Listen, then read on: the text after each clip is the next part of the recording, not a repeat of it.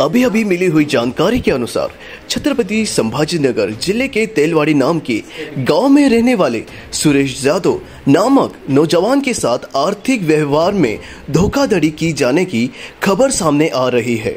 सुरेश जादव एक कन्नड़ तालुका के गन्ना कटाई कामगार के मुखिया का काम करते हैं। महाराष्ट्र के श्रीगोंदा शुगर फैक्ट्री के मैनेजमेंट टीम ने एग्रीमेंट होने के बावजूद व्यवहार करने से मना कर दिया। पीड़ित मुकदम सुरेश जादव इन्होंने न्याय न मिलने पर आत्महत्या करेंगे ऐसा बताया। देखिए खास रिपोर्ट।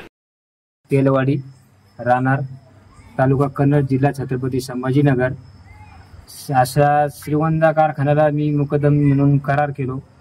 करार करताना माझे सगळे कारखान्याचे डॉक्युमेंट घेतले, पूर्ण प्रोसिजर त्यांच्या नियमाप्रमाणे डॉक्युमेंट दिले। परत 7/20 लाखाचा बोजा टाकला आणि बोजा टाकल्याच्या नंतर मला पेमेंट घ्यायला बोलवलं कॉल करून माझ्या मालकाने। मी तिथे गेलो आणि तिथे जाऊन माझ्या संग चुकीचं घडलं, मला नकार दिला कराराला। असे प्रकरण आहेत।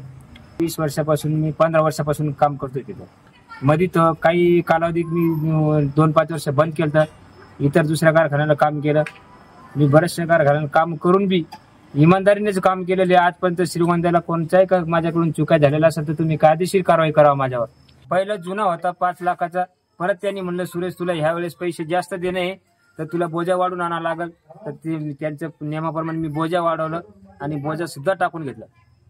ॲडव्हान्स देऊन ठेवले जवळपास माझ्याकडे 70 गाड्या आहे आणि जवळपास 35 ते 40 लाख रुपयेपर्यंत मी पैसे वाटून बसलेले आहेत।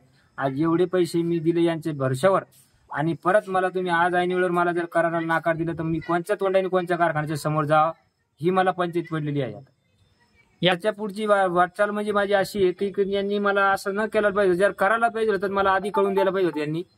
आणि मग माझ्या पद्धतीने मी कुठेतरी करार केला असता, माझं मी लेबरला पैसे दिले असतं, माझे वायदे भरले, लोकांचे टायमिंग भरलं।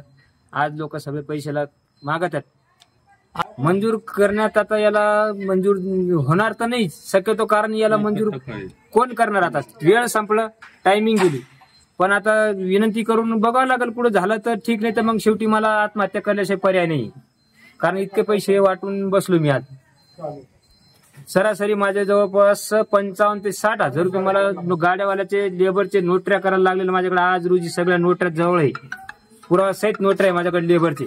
मी आता ह्या कारखान्याला करार केला, एवढे मी लेबरला पेमेंट वाटलं, 30 ते 40 लाख रुपये वाटून बसलो। आज जर मला करार कुठे योग्य झालं नाही तर माझे एवढे रुपये जर पैसे जर डुबून गेले, मला आत्महत्या करण्याशिवाय पर्याय नाही। याला कारखाना श्रीगोंदा कारखाना जबाबदार राहील आणि माझ्या परिवारासहित मी जहर पिऊन गेल्याशिवाय आत्महत्या करणार।